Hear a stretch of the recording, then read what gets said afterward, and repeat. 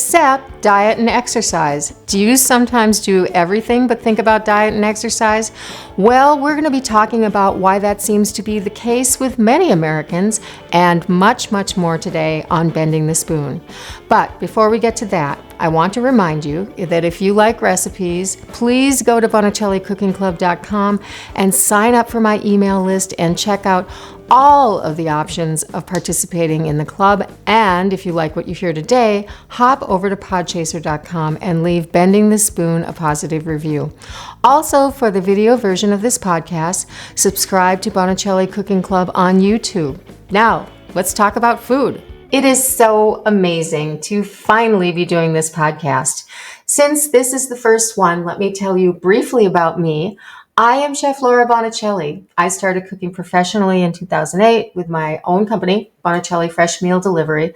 I grew that business and cooked for about 1 million people, or at least it felt like 1 million people. Eventually, I wound up with a restaurant. And then in 2018, I decided to start teaching, and I launched the Bonicelli Cooking Club, which is an online school and recipe resource and community specifically for home cooks. So I made that move because I felt, and I still feel, that Americans aren't cooking, and it's a detriment to their health. And just as important, I think that family traditions and cultural heritage in food is being lost. And on top of that, new traditions not being created. Also, cooking skills are not being handed down from generation to generation, nor are the recipes. So let's fast forward to today. And after all of these years, I still love food and am passionate about it. I feel like I just never stop learning. It makes me get up in the morning. And I spend so much of my time researching and developing recipes. I wanted to share it with you and people like you who also love food and everything that surrounds it. You're my people. So that is why I am here. Also, I'm Italian. So really, Italian food is my go-to cuisine, but I love all types of foods. Now, I want to discuss a shift I made a couple of years ago, and actually, maybe it wasn't really a shift. It was more like stepping over a line. I came up with a basic formula for eating based on the Mediterranean diet, which to me is more of a lifestyle of eating than a diet. So that formula and the foods and recipes that work within the formula really completely changed how I eat on a day-to-day basis. And eventually that formula turned into the basis of the Mindful Mediterranean program in the Cooking Club. Now, obviously, a change in what I was eating led to a change in what I was buying and preparing and cooking. And it also has greatly influenced my recipe writing. So you could ask me, why do this shift at all? Well, simply it was for my health. Did that turn me into a boring cook? No. Keep in mind that pasta and gelato and croissants, to name a few things, originated in the Mediterranean. So I still love all the foods I've always made, and writing recipes for things like cakes, like the one we're linking to here in the show notes, pumpkin cake bars with cream cheese frosting. I still love making homemade pasta and gelato, and I'll explain how I manage all of that in a bit. But right now, I think you'll find my pumpkin cake bar recipe to be the best one you've ever made. It has some really, really wonderful spices. And with that in mind, here's our featured ingredient.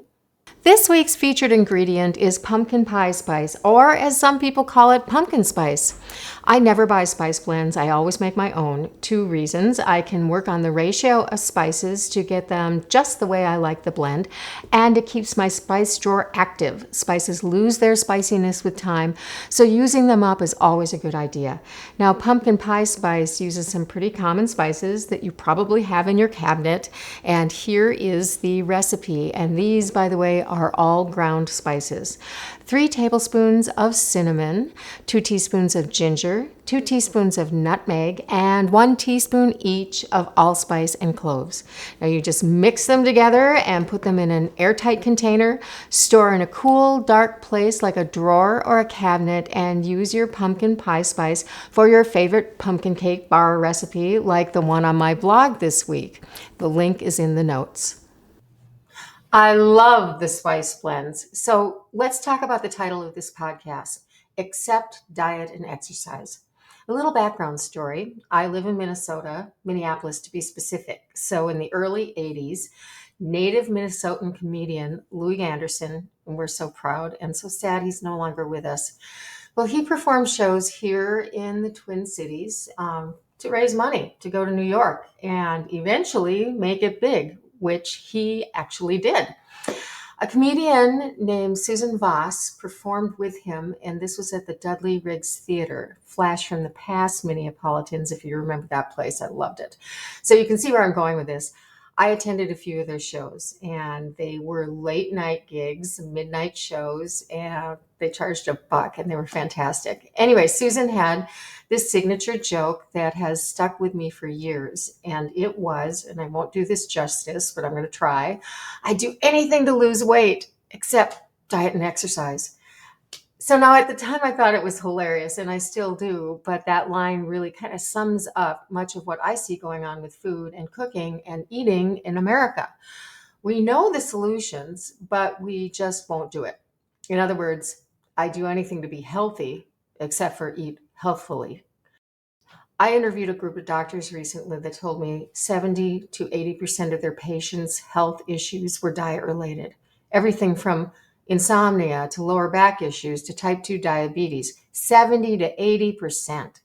So if diet is the problem, why not just change it? And if you do, what about pumpkin cake bars or Christmas cookies or brie and French bread? So I'll answer those two questions shortly, but here's a hint. I'm not going to tell you that you can never have cake again, and I'm going to prove it to you. Here is the tip of the week. This week's tip of the week relates to those pumpkin cake bars you'll hopefully be making. One of the most difficult things about baking is knowing when things are done. There are certainly telltale signs with baking. First, you have the recommended baking time, which of course can vary, and that's for a variety of reasons. But the most common one is oven temperatures can vary greatly. So your oven may say it's at 350 degrees, but I have found out several times with several different ovens that it can be way off.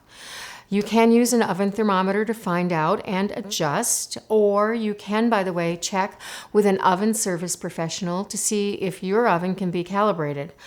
Other ways of telling if a cake is done is if it springs back when you press it, it pulls away from the sides of the pan, and of course, an inserted toothpick comes out clean. But all of those methods can be kind of subjective. Is it really clean? Is it not clean? Did it spring back? So temperature never lies. So use a good instant read thermometer, insert it in the center of the cake, and if it's between 200 and 210 degrees Fahrenheit, your cake is done. You are listening to Bending the Spoon, the podcast dedicated to making you a better cook. I'm Chef Laura Bonicelli, and I want to remind you that if you like recipes, go to BonicelliCookingClub.com and sign up for my email list and check out all of the options of participating in the club. And if you like what you hear today, hop over to podchaser.com and leave Bending the Spoon a positive review. Also, for the video version of this podcast, subscribe to Bonicelli Cooking Club on YouTube. Now, back to our episode. If Americans in general know they need to eat more healthfully, why don't they? I think there are several reasons for that. One is, getting back to the point I made earlier, many Americans, and it may not be you are listening to a food cooking podcast, for God's sakes, but in general, many Americans don't cook. And some of that is probably because we work all the time. It's our culture. And also how our lifestyles have evolved or devolved over the last 60 or 70 years. A lot of people lack basic cooking skills because their parents didn't cook, and home ec classes are few and far between these days. So they just never learned.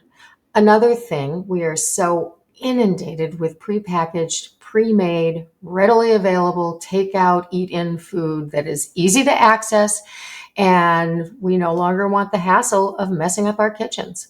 And those foods dominate the grocery stores. We're also used to healthy labeling on foods that are full of additives and preservatives and whatnot, but we still buy them. On that point, advertising has beaten us into submission. And there are so many diets. Should you do keto or Atkins or Fit 30? We're told to juice, and then we find out that juiced fruit is just sugar because we blended out all of the fiber. So, to sum it all up, I think many Americans choose not to eat healthfully because of all of the reasons that I just mentioned. And finally, it's all so confusing. They just don't know what to eat. But I'll tell you what, I am really actually hopeful because there is a lot of good information out there, and I'm certainly trying to contribute to it with this Bending the Spoon podcast and the Cooking Club. And that's one of the reasons I'm so thrilled to be doing this.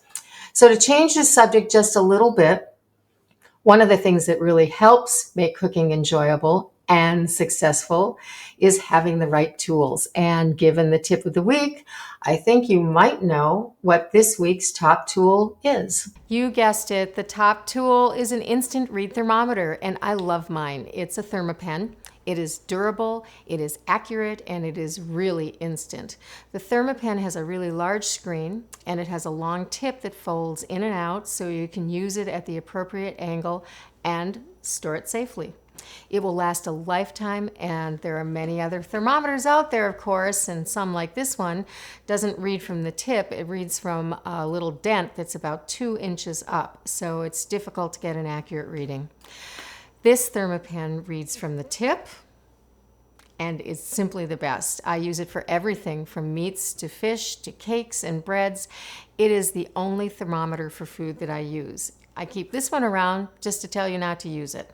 Can't live without this. Find more on my Benable site, benable.com/Chef Laura.